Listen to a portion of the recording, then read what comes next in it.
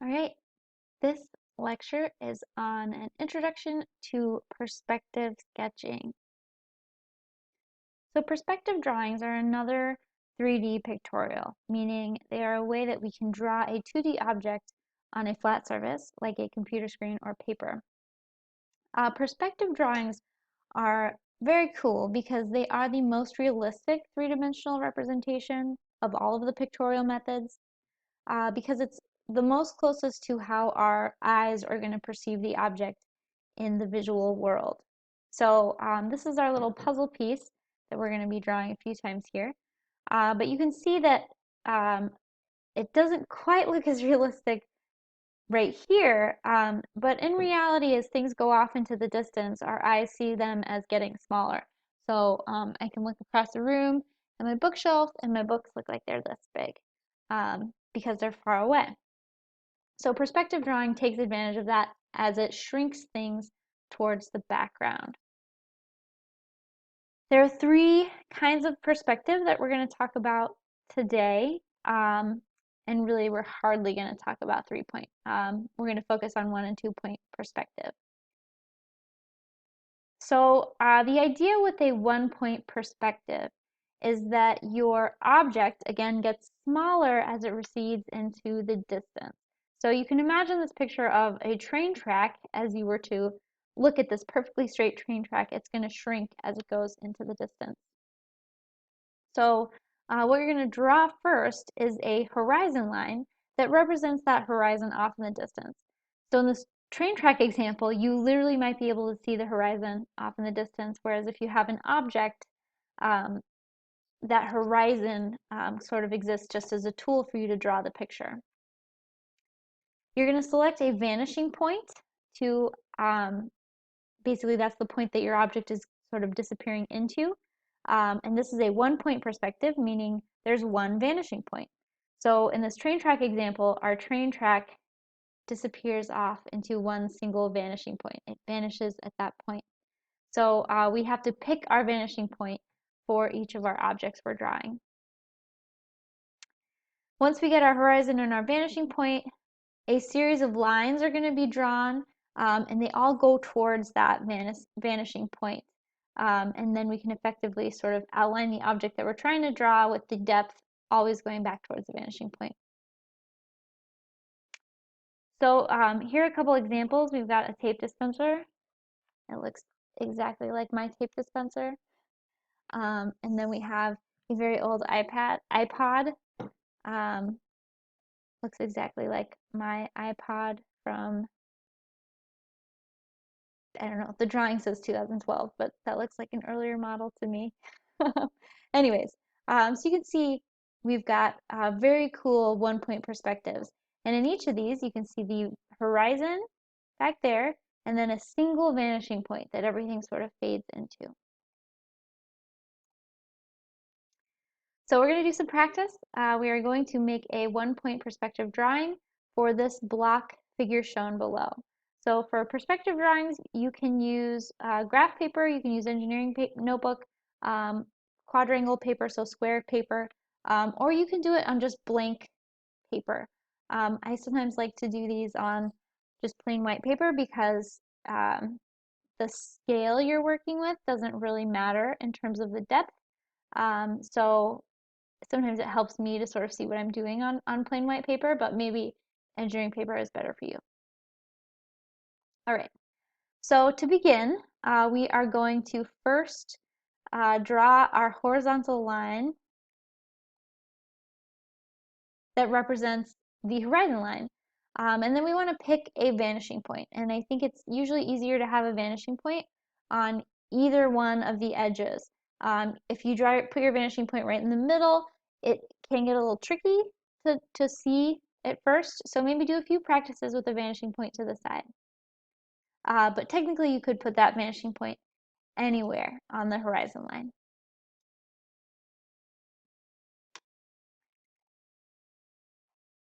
All right, so the first thing we want to do is to sketch the front face of a box that's going to represent our object. So if you watched the last isometric pictorial lecture video, It's the same concept in that we want to put our object inside a box, a tightly fitting box. And we want to draw that first using construction lines or light lines, and then go back later and we can draw our object lines, which are the edges, draw them more darkly. So first, 1-point perspective, you're going to have an edge a face that's closest to you, and then the back is going to fade off to the vanishing point. So we have to pick the front face. In this case, we have picked, this is going to be our front face here. So we're basically taking this object and sort of rotating it and drawing it as though we're looking from this angle. So our object is a 3 by 2 by 2. So I did draw this as a 6 by 4, so kind of 2 squares here equals 1 square here. And again, this works for the front view. When we go to the depth, you have a couple options. Okay, so once you have your box that represents that front face, draw lines from each corner of the box going back to the vanishing point. Again, these are construction lines, so draw them lightly. So now you get to decide where the back of your box is going to be. And again, this is something that you kind of have to estimate based on what your object looks like. So even though technically this is like I said, this was 2 blocks here, which we've been drawing as 4. If you were to count back like 4 blocks, it would be way back here. And then it would look kind of stretched, right? So you kind of want to estimate where this back edge is going to be to make your object look realistic. So next you want to locate points and draw construction lines to identify any corners or edges that are on the surface of the box. So you can see this face is going to be on that front surface. That's going to be right here. So we can draw those points, make that little cutout. This square up here corresponds to this, and then this one is over here. So anything you can sort of easily see that's going to be on the surface of your box, just draw those in. And again, when you're drawing this, your lines have to connect to the vanishing point if they are going off into the distance. So really, every single line you're going to draw in a perspective drawing, in a 1-point perspective, is either going to be a left to right horizontal line, so like this one. It will be an up-down line, a vertical line like this, or it has to connect to the vanishing point. You're not going to have a line going in any other direction, either horizontal, vertical, or off to the vanishing point. So now we can sort of trace over those surface edges that we found. And then just continue constructing the rest of the lines for this box. So using a ruler is definitely very helpful. And again, you can see my lines are either horizontal, they're vertical, or they connect off into the distance to the vanishing point. I have no lines going like top left to bottom right, nothing like that. So before your drawing gets too cluttered, you can trace over some construction lines that you know must exist to help define your object. So once you get to this point, you can actually use tonal shading. So I talked about tonal shading in the previous video to sort of enhance where the darker edges are going to be on this object. You can also lighten the construction lines if you want, so lightly erase, but you don't need to erase them all the way because it will help me to sort of see how you got to your final product. There we have it. There's our 1-point perspective. So a 2-point perspective is actually the most common type of perspective drawing. So a 2-point perspective is a little different from a 1-point in that 2-point, this edge here is the closest to us. Instead of with 1-point, our front face was closest to us. With 2-point, our front edge is close to us, and then it shrinks as it goes back to the left, and it shrinks as it goes back to the right.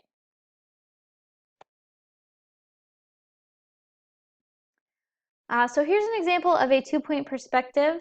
This is a printer you can see that we've got our horizon line, just like with 1 point, and now we have 2 vanishing points, hence 2-point perspective. You can see that some of our lines will vanish off to vanishing point 2, others will vanish to vanishing point 1, or the lines go straight up and down. We do have some curves in here, but in general, the lines either have to be up and down, or they have to connect to a vanishing point. Even these little details, if you were to get out a ruler, these would trace all the way back to a vanishing point, every single one of these little details. So same here, same here. So now we can do a 2-point example. This is a similar block object, not the exact same. So again, we start by drawing a horizon line and then picking 2 vanishing points. So again, it is easier to have your vanishing points on the edges and then draw your object in between them. Not required, but it will definitely make it easier to draw. You could also potentially draw your object above the horizon line, and then you're sort of looking at it from the bottom. But typically, for engineering drawings, you're not usually looking at the bottom edge of a floating 3D object. So typically, you want to draw your drawing below the horizon line. Okay. So 2-point, like I said, that front edge is going to be closest to us. So that's actually the first thing we're going to draw is a line that represents that front edge. So just like with 1 point, we're going to draw a box that's going to encase our object. So here I've drawn what that box might look like about our object. But the first thing I'm going to do is draw some points that represent the bottom and the top on this front edge. So again, I've got 1, 2, 3, 4, 5, 6. So here I actually did 3 squares per block because this is a 2-block high. Everything else, as it goes off into the depth, our scale gets totally weird. So just this first line is the only one we have to count. All right, so from our top and bottom of that front edge, draw construction lines connecting off into each vanishing point. Now we're going to pick how deep our object goes, both towards the left and to the right. Again, you have to estimate these. So we know that if this is our right side, it's 3 blocks wide and then it's 2 blocks deep over here. So this right side is going to have to be longer and this side is going to be shorter. So this will come with practice, sort of seeing where that should be in order to make it look realistic. But I can see like 1, 2, 3, 4, 5, 6. 1, 2, 3, 4.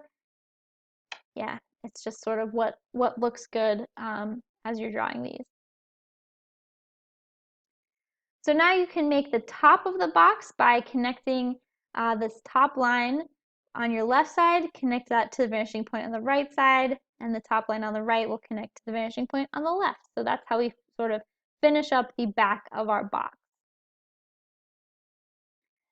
So now you can use points and construction lines to draw any of those faces that are on the outside of the box or touching the outside edge of the box. I'm going to start with this face here. So once I decide how tall it should be, so again, I have to figure out it's halfway, it's 1 block tall, which was 3 high. So I can hit here. Every line has to either connect to a vanishing point or go straight up and down. So with 2-point perspective, your lines can either go up and down or to either vanishing point. There actually won't be any left to right lines in a 2-point perspective. So then we can try this face. Again, I saw that it was too high, so I went up 2. It's 1/3 going this way. So again, you sort of have to estimate where that 1/3 is, but then you can draw your vanishing point line going straight to the back, and then this is going to be vertical. Same with this third face here. We can decide how wide it needs to be, draw that vertical line going up and down, and then the top edge actually is the same as that previous line. So that ensures that this height across this level of block stays the same. It's all on the same line. And then for this top one, you can sort of decide where you want this edge to be. You've already, maybe you already have decided, but it will be halfway between these because it's halfway back. So you can figure out that edge that way by connecting it to the vanishing point. And then this location is located either, what you could do, you could draw a line straight up and then back, which is not shown here. But that's basically to ensure that this line would connect down into this front one if that were sort of a totally connected object.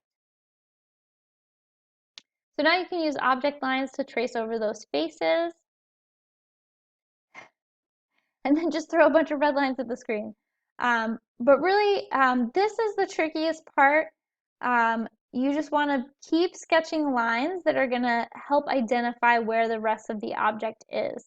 And maybe you don't know, so like this line, for example, that represents this edge, maybe at first glance we're not sure where to stop it, so we can just draw it all the way back to the vanishing point.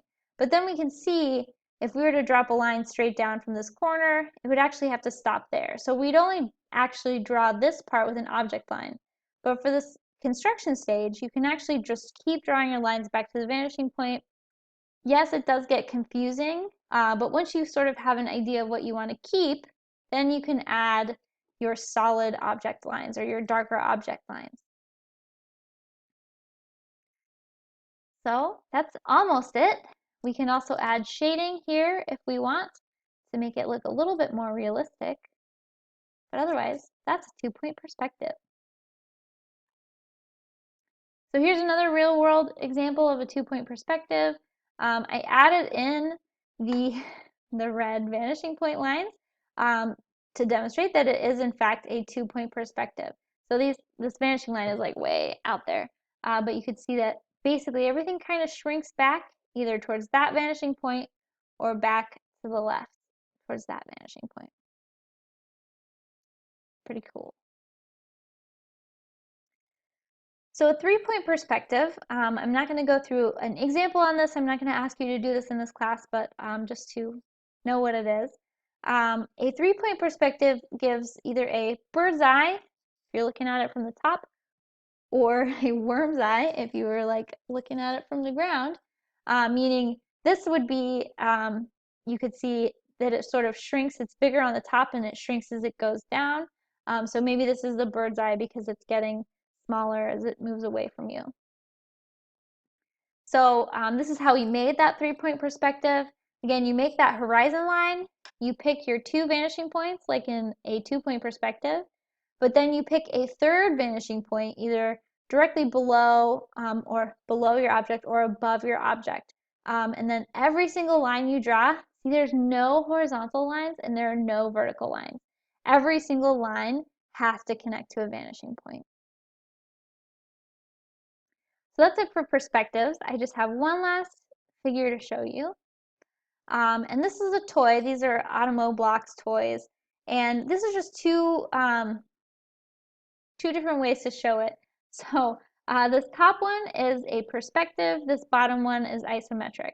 So you can see that in this top drawing, it does sort of shrink as it goes off into the distance. Less easy to see it on this edge because it's so short. But it does get smaller as you go towards the back. Whereas this is an isometric view. It is the same, this width back here is the same as this here. So isometric pictorials are the same. The depth doesn't change as you go into the distance, whereas perspective, it does kind of shrink into the distance. All right, that's it. Now you guys are pros at perspective drawing.